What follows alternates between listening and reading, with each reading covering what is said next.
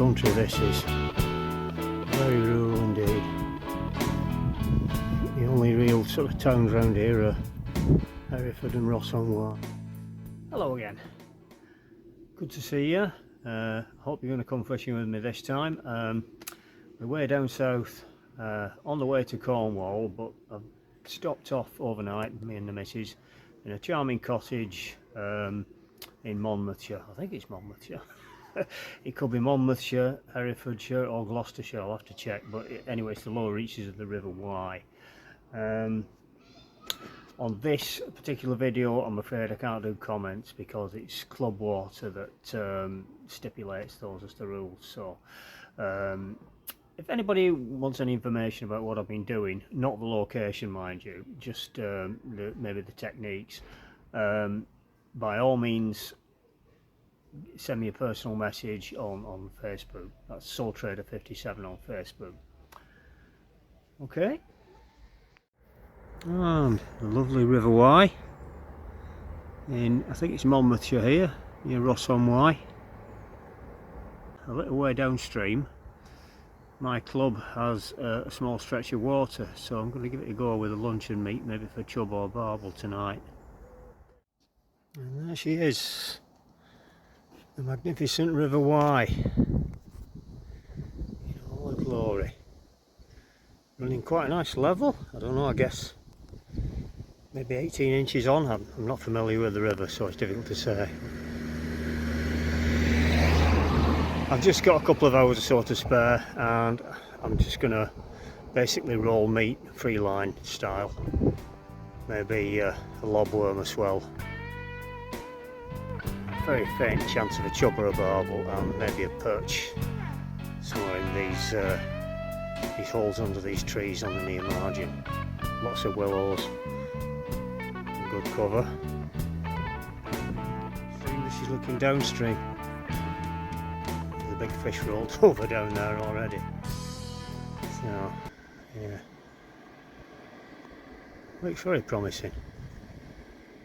Actually, I quite like that croy down there with some rocks coming out. I think that might be my starting point.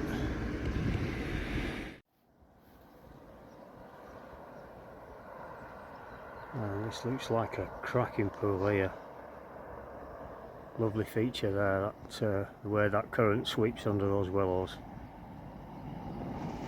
It's definitely a place worth trying.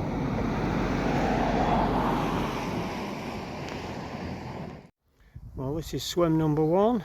We've got a nice brisk current, just sort of maintained by this croy sticking out into the river, designed to sort of keep the current in the middle really. And we've got a lovely crease there. We've got a backwater on the near side and a nice sort of steady brisk current on the far side of it, so that crease really should hold fish. Barbel, chub, maybe a big perch, I don't know. And this slack, I'm sure there'll be pike on the inside, but I'm not really set up for that, so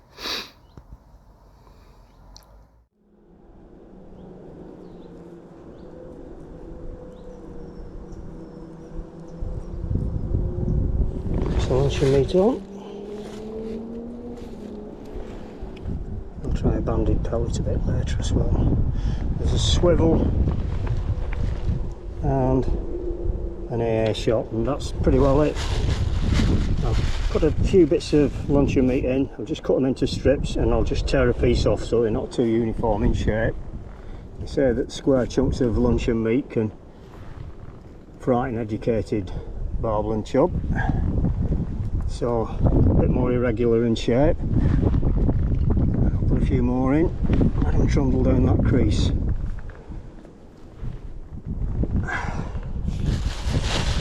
And we'll run it through. So it's just a simple lob, not very far.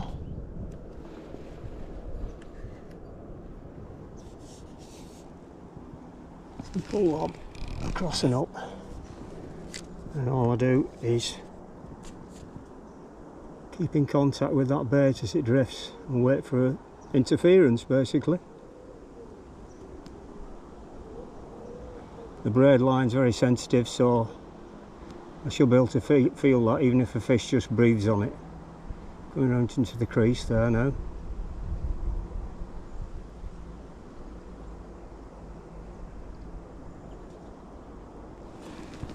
bring it back again, cast again. I put one or two casts quite close in, some of them a bit further out. Oops, that's jammed on the reel a bit there. I'll just let it go a bit.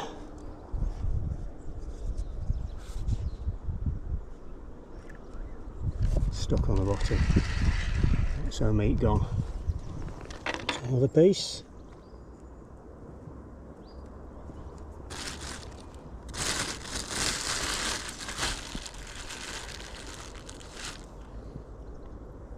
I might try the banded pellet in conjunction with a worm actually, I think that might work better.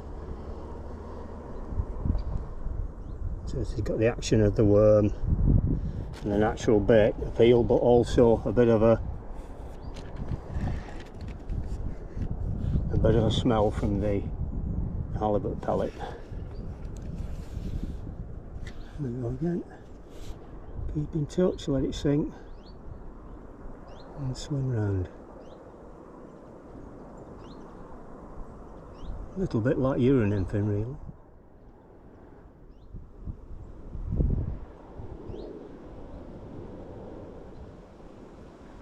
Let it settle on that crease for a little while.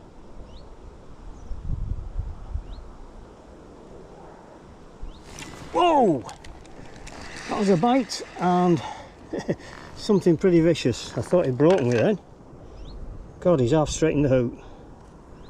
Wow! Well, that's a good sign. That means there are fish there and they're feeding on that bait. And what I'm going to do is back off the tension on that reel a bit. Look, it's a good job I had, I think it's about a 12-pound hook length that. If I'd have been using 8, I'd have been snapped like a carrot there. So I'll try again.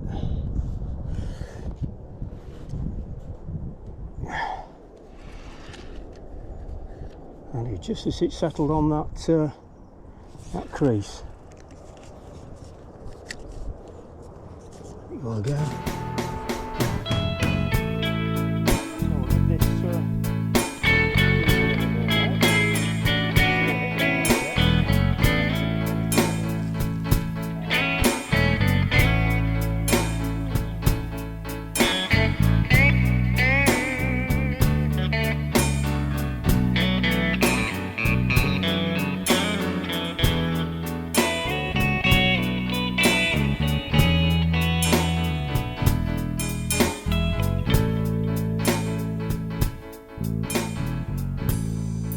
Still rolling the meat here. Gorgeous looking pool.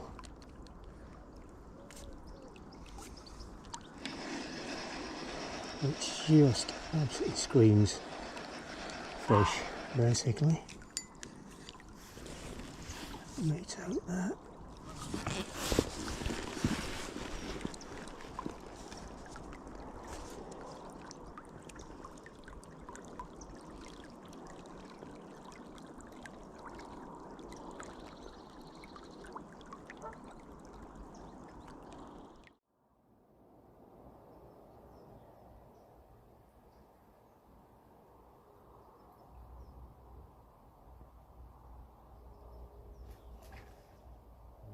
Salmon in the distance.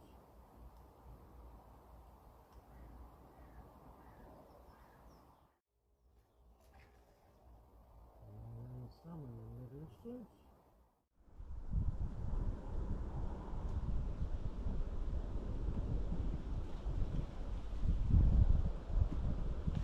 Oh, that was another. Oh, didn't hook him, but that was another run. Oh my God. This feels very powerful. Doesn't feel a bit like a chub at all. Oh, let's get the back line off. And on the drag.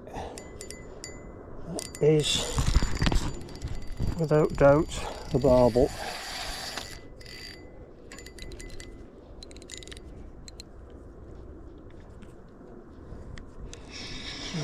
I'll just have to keep quite a bit of pressure on it.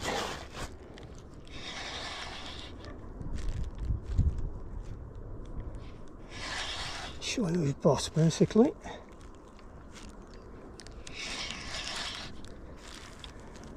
No, I don't think there's any way that's a chub.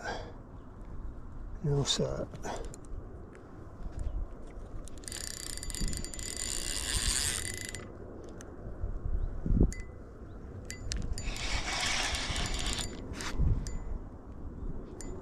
Oh, first Wye Barbel on. And it feels like a decent fish, mind you, they all do. They all feel quite a small barbel, feels like a big fish.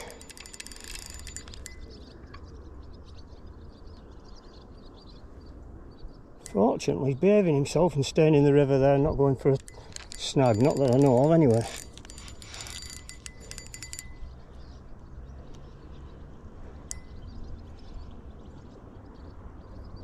How big is this fish? I don't know.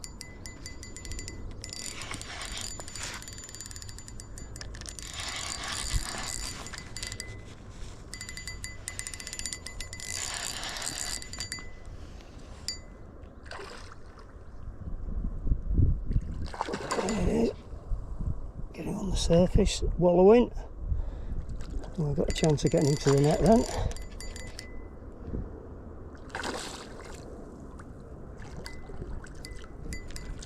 Good fish.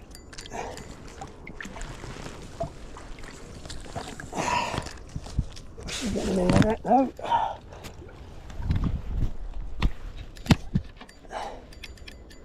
I'll give him a bit of a breather then. He's found a new lease of life while I reach for the net.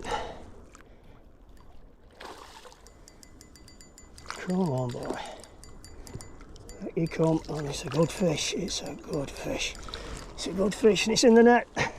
Yes, we got him. Look at that. Boys, look at that. Wow. Oh, I'm going to have to try and get a selfie here. Oh, I've got the selfie stick, that's the thing. Keep them in the net. Well guys, that's what we come to the River Wye for. Whoa, look at that. Absolute corker. I don't know where to weigh him or not. I don't think he's a double. I think he's about, I don't know, 7, maybe 8 pound. But nice fish for me anyway. Love it. Let's get him back.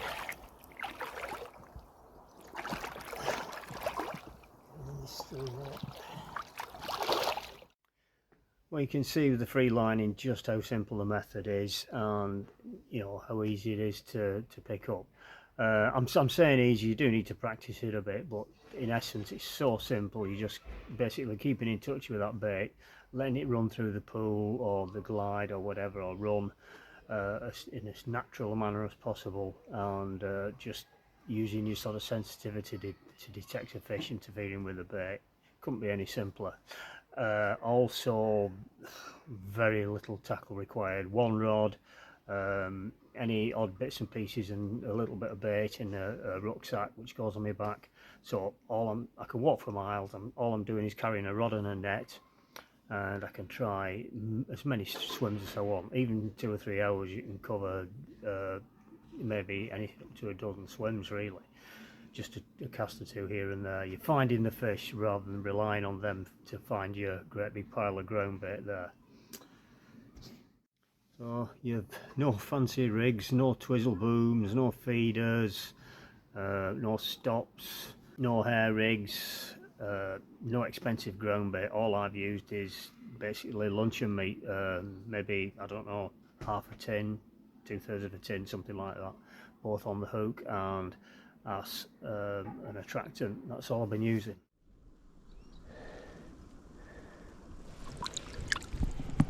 What a beast. Look at that.